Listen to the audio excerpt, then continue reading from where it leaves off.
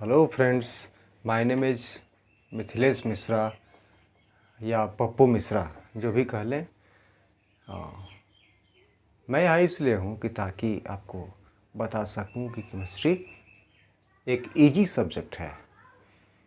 अक्सर यह धारणा रहती है कि केमिस्ट्री बहुत टफ है। स्टूडेंट्स में यह धारणा कूट कूट के भरी रहती है कि केमिस्ट्री एक टफ विषय है, इसमें इतना डाटा, इतने न्यूमेरिकल्स, इतना सारा स्टडी मटेरियल। लेकिन ये कुल मिला के कठिन बनाता तो है, लेकिन कठिन है नहीं, ये आसान है। अब कैसे आसान है, अब इसको देखेंगे एक छोटे से कॉन्सेप्ट के द्वारा, जिसमें मैं ये बताऊंगा कि केमिस्ट्री कहाँ से शुरू होती है, कैसे इसमें जो एलिमेंट्स हैं वो पहचाने जा सकें कि किस प्रकार के एलिमेंट्स हैं। तो इसको जानने के लिए सबसे पहले आपको जानना पड़ेगा एटम के बारे में, एकदम आराम से। एटम माने परमाणु। एटम किससे बनता है, एटम कैसा होता है, उसमें डिफरेंट जो पार्टिकल्स होते हैं वो कहाँ कहाँ रहते हैं, ये जानेंगे। तो चलिए शुरू करते हैं, आसान सा काम है। ये है आपका एक टिपिकल एटम, जिसमें प्रोटॉन होते हैं, न्यूट्रॉन होते हैं और इलेक्ट्रॉन इनका चक्कर लगाता है। जहाँ प्रोटॉन और न्यूट्रॉन होते हैं उस जगह को कहा जाता है न्यूक्लियस।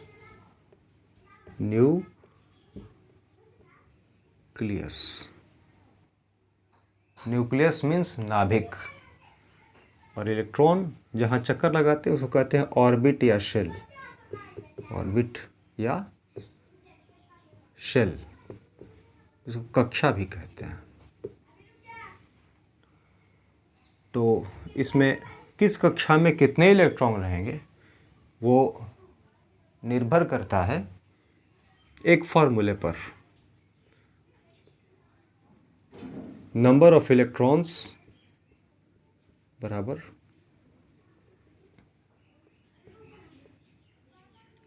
टू एन स्क्वायर, जहाँ n मतलब orbit number, n means orbit number.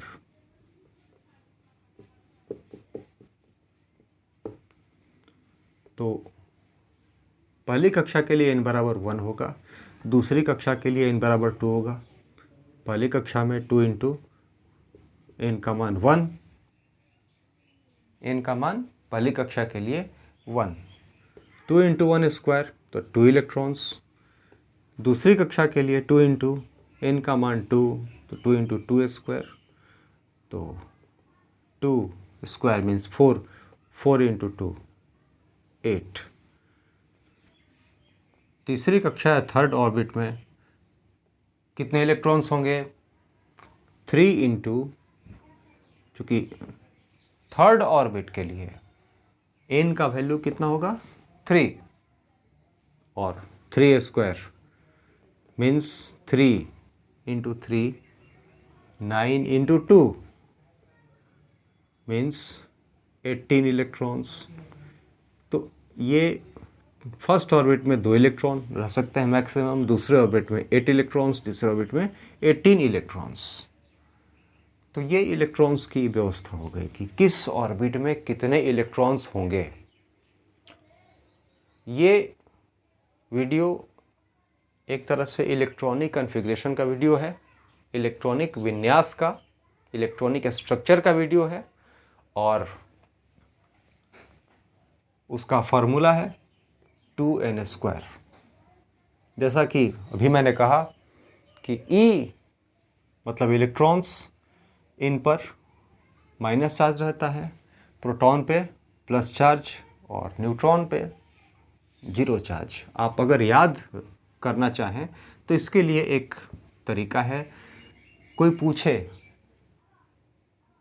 तो हम कह सकते हैं EPN, इलेक्ट्रॉन, प्रोटॉन तथा न्यूट्रॉन। अगर कोई पूछे तो आपको बताना है कि EPN, electron proton neutron. Electron बाहर चक्कर लगाता है, प्रोटॉन न्यूट्रॉन न्यूक्लियस में रहते हैं। अब P पर प्लस चार्ज है, इसका मतलब प्रोटॉन पर प्लस चार्ज होता है। याद रखेंगे, P का मतलब प्रोटॉन और P का मतलब प्लस चार्ज भी। N ज़ीरो माने न्यूट्रॉन पे ज़ीरो चार्ज होता है, कोई चार्ज नहीं होता है, और इलेक्ट्रॉन पर माइनस चार्ज होता है। तो इस हिसाब से हम लोग ये EPN याद रखें। कई बच्चे यह नहीं बता पाते हैं कि कौन कौन से पार्टिकल होते हैं बेसिकली। हालांकि एटम के न्यूक्लियस में ही करीब 200 तरह के पार्टिकल्स खोजे गए हैं, लेकिन सब आप बनते बिगड़ते रहते हैं, एक दूसरे में कन्वर्ट होते रहते हैं। फाइनल रिजल्ट क्या होता है? प्रोटॉन और न्यूट्रॉन।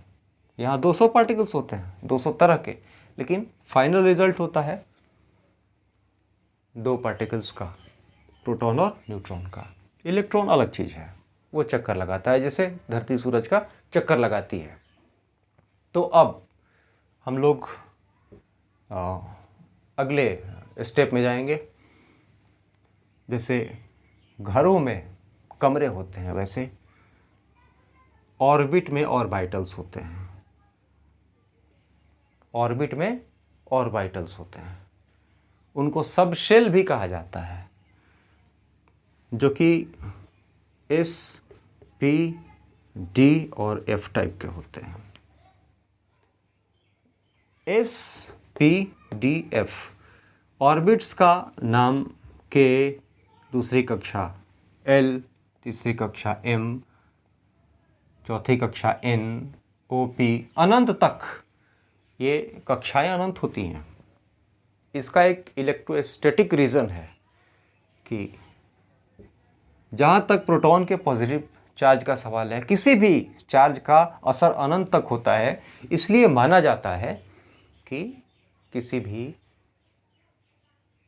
एटम में अनंत कक्षाएं हो सकती हैं, लेकिन बहुत कम कक्षाओं तक ही हमें जाना पड़ता है, क्योंकि उतने एलिमेंट्स की खोज हुई ही नहीं है।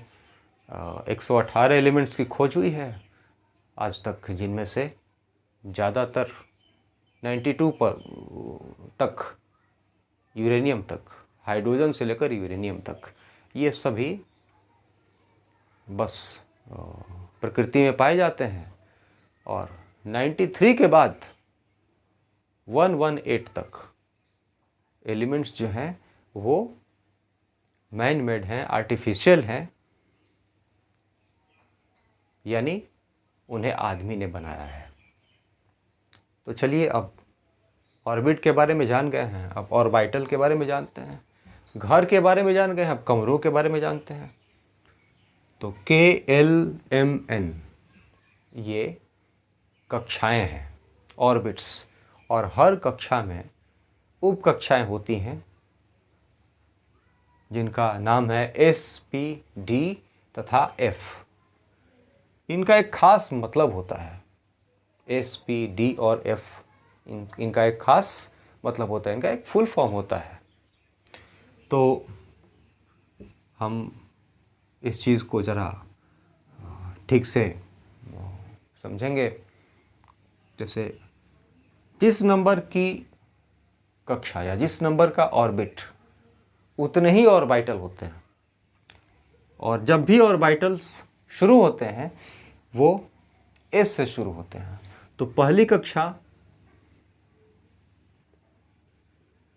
तो इसमें सिर्फ S ऑर्बिटल। दूसरी कक्षा, उसमें सिर्फ 2 उपकक्षाएं, 2 ऑर्बिटल्स S और P। तीसरी कक्षा में 3 ऑर्बिटल्स होंगे, S, P, D, ये तीसरी कक्षा है, थर्ड ऑर्बिट। चौथी कक्षा में S, P, D, F। चौथी कक्षा में S, P, D और F, ऐसे। और किसमें कितने इलेक्ट्रॉन्स होते हैं वो देख लेंगे। S पर 2, 4 जोड़ते जाइए, 4 जोड़ना है। अगले ऑर्बिटल में P में 4 जोड़ेंगे 2 से, 2 + 4 6 इलेक्ट्रॉन्स। D में 4 जोड़ेंगे 6 + 4 10 इलेक्ट्रॉन। चौथे में 10 + 4 14 इलेक्ट्रॉन। तो ये बात ख़त्म हुई। अब इन चीज़ों को हम लोग इरेज करके फिर से दोबारा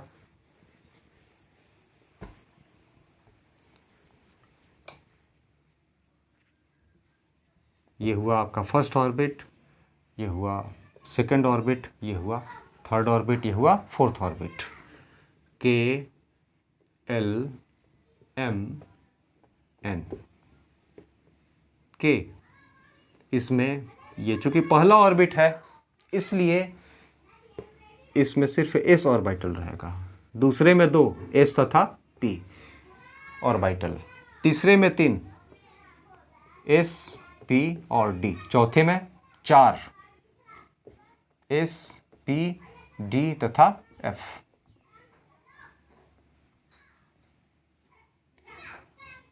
s p d तथा f ऑर्बिटल रहेंगे। तो ये स्थिति होती है।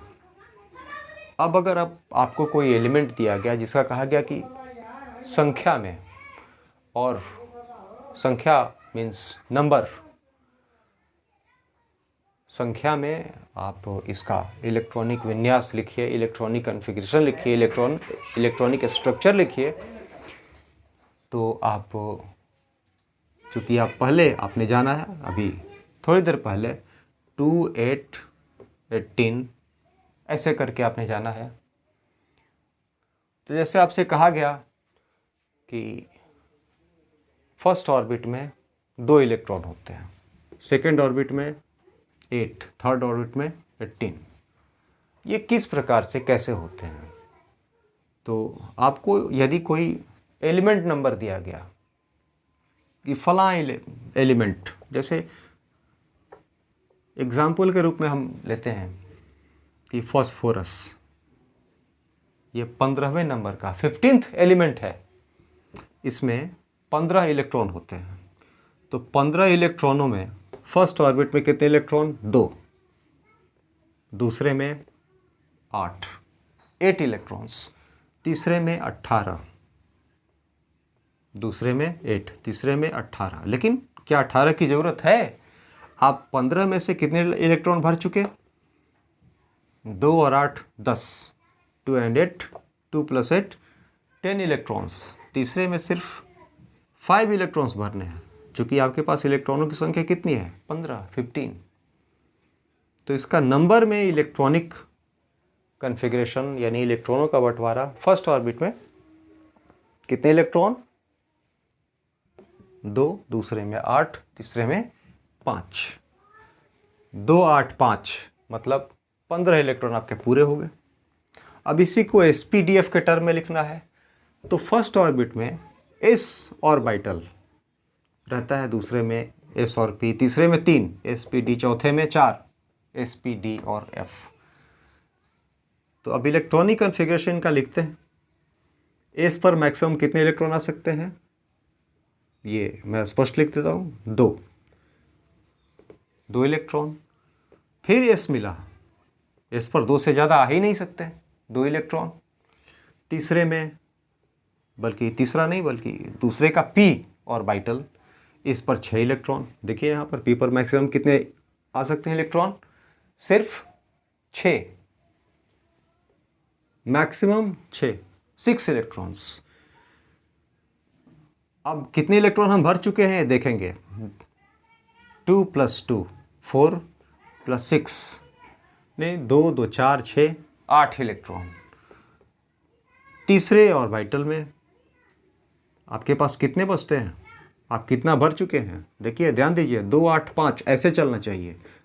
पहले में 2, दूसरे में 2 6 8, तीसरे में कितने की ज़रूरत है? s पर मैक्सिमम 2 इलेक्ट्रॉन आ सकते हैं। कितने इलेक्ट्रॉन भर चुके हैं आप? 2 8 10, और तीसरे में 5 की ज़रूरत है, जिसमें 2 भर चुके हैं आप। अगर 2 भर चुके हैं तो पी पर 6 आ सकते हैं, लेकिन 3 ही की ज़रूरत है। अब जोड़ कर देखिए, 2 2 4 6 10, 2 12 और 3 15, मतलब 2 + 2 4 + 6 10 + 2 12 + 3 15 इलेक्ट्रॉन्स। तो तीसरे में कितने इलेक्ट्रॉन आए? 5। आप देख लीजिए, हमने जो पहले लिखा था 285, नंबर में इलेक्ट्रॉनिक कन्फिग्रेशन इसका हुआ 285, 285। आप यहाँ भी देखेंगे 2 8 और 5, ये नंबर में इलेक्ट्रॉनिक कन्फिग्रेशन है और ये SPDF के टर्म में इलेक्ट्रॉनिक कन्फिग्रेशन है। तो SPDF के टर्म में भी वही बात आती है जो बात आती है नंबर सिस्टम है, मीन्स 285। आप यहाँ भी देख लीजिए 2 8 और 2 3 5, ये इलेक्ट्रॉनिक कन्फिग्रेशन है। अब जैसा कि हमने कहा अभी कि हम पहचान कर सकते हैं कि कौन सा एलिमेंट मेटल है, कौन सा नॉन मेटल है, कौन सा मेटलॉइड है। तो मेटल माने धातु। लास्ट ऑर्बिट में यदि 1 2 3 इलेक्ट्रॉन हो लास्ट ऑर्बिट में तो ये मेटल है। मेटल का मतलब धातु। और लास्ट में यदि 4 5 6 7 इलेक्ट्रॉन्स हैं तो ये नॉन मेटल यानी अधातु। तो अब आप डिसाइड कर सकते हैं, हालांकि ये वीडियो में नीचे आ रहा है, इसको फिर से लिखना पड़ेगा। अगर 1 2 3 लास्ट ऑर्बिट में इलेक्ट्रॉन है तो ये मेटल, 1 2 3 इलेक्ट्रॉन है तो ये मेटल। अगर 4 5 6 7 इलेक्ट्रॉन है तो ये नॉन मेटल। अब इसी आधार पे हम तय कर सकते हैं लास्ट ऑर्बिट में फास्फोरस के कितने इलेक्ट्रॉन हैं? 5। तो 5 इलेक्ट्रॉन्स है लास्ट ऑर्बिट में।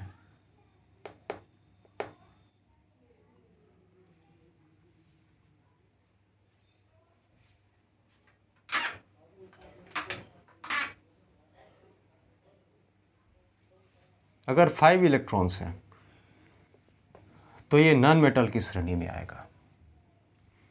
अब दूसरा एग्जाम्पल लेते हैं सोडियम का। सोडियम ये 11वें नंबर पे है, 11th पोजीशन पे है। तो इसके फर्स्ट ऑर्बिट में कितने इलेक्ट्रॉन होंगे? 2। दूसरे ऑर्बिट में 8। 11 इलेक्ट्रॉन भरने हैं आपको, तो 2 8 10 हुए, 11 भरने हैं।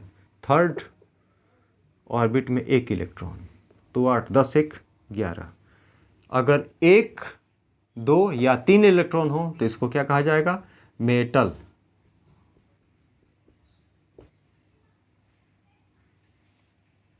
समझे आप? तो हम पहचान कर सकते हैं लास्ट ऑर्बिट में 1 2 या 3 इलेक्ट्रॉन हो तो वो मेटल कहलाएगा। लास्ट ऑर्बिट में यदि 4 5 6 7 इलेक्ट्रॉन हो तो वो नॉन मेटल कहलाएगा। सोडियम लास्ट ऑर्बिट में 1 इलेक्ट्रॉन, मेटल। और फास्फोरस लास्ट में 5 इलेक्ट्रॉन, तो नॉन मेटल। तो आज हमने एक सिंपल सी बात सीखी कि किसी एटम में इलेक्ट्रॉन प्रोटॉन न्यूट्रॉन की पोजीशन क्या होती है और उसमें इलेक्ट्रॉनों का बंटवारा कैसे होता है, उसके ऑर्बिट्स में इलेक्ट्रॉनों का बंटवारा कैसे होता है। तो बंटवारा ऐसे होता है, फर्स्ट ऑर्बिट में 2 इलेक्ट्रॉन, सेकंड में 8, थर्ड में, और उस हिसाब से 2n², ये फार्मूला है 2n², इस आधार पर तय करते हैं कि कहाँ कितने इलेक्ट्रॉन होंगे। तो अब आपको कोई भी एलिमेंट मिले और पूछा जाए कि भाई ये इतने नंबर पे है, यानी इसका एटॉमिक नंबर इतना है, तो आप पहचान पाएंगे। लास्ट में देखिए, अंतिम ऑर्बिट में, लास्ट ऑर्बिट में how many electrons are present. यदि 5, 6, 7, 4, 5, 6, 7 इलेक्ट्रॉन हो तो उसको नॉन मेटल में रखेंगे। जैसे फॉस्फोरस में 5 है तो वो नॉन मेटल है, सोडियम है लास्ट में एक इलेक्ट्रॉन तो मेटल है। तो ऐसे ही छोटे छोटे कॉन्सेप्ट के साथ मैं प्रस्तुत करता रहूँगा केमिस्ट्री को इजीली अंडरस्टैंडेबल, आसानी से समझने लायक विषय के रूप में। केमिस्ट्री कठिन है नहीं, लेकिन अब क्या कहें, केमिस्ट्री को पढ़ने और पढ़ाने के ढंग ने इसको कठिन बना दिया है। आप अपने कमेंट्स दे सकते हैं, आपको और किन चीज़ों की ज़रूरत है, स्पेशल टॉपिक्स भी अगर पढ़ने हो तो वो भी आप बता सकते हैं। तो इतने पर आज का वीडियो समाप्त करते हैं, और एक टास्क के साथ आप ज़रा खोजने की कोशिश करें कि ये S, P, D और F का मतलब क्या है। क्योंकि यहाँ तो K, L, M, N परंपरागत रूप से ले लिया गया, A, B, C, D के रूप में भी लिया जा सकता था, लेकिन K, L, M, N ले लिया गया। और बाइटल्स में S के बाद B, उसके बाद फिर लौटते हैं D पर, उसके भी ये SPDF थोड़ा उटपटांग लगता है। ये ऐसा क्यों कहा गया SPDF, इनका क्या मतलब है?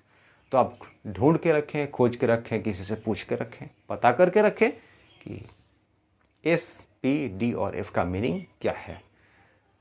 फिर मिलते हैं अगले वीडियो में। धन्यवाद।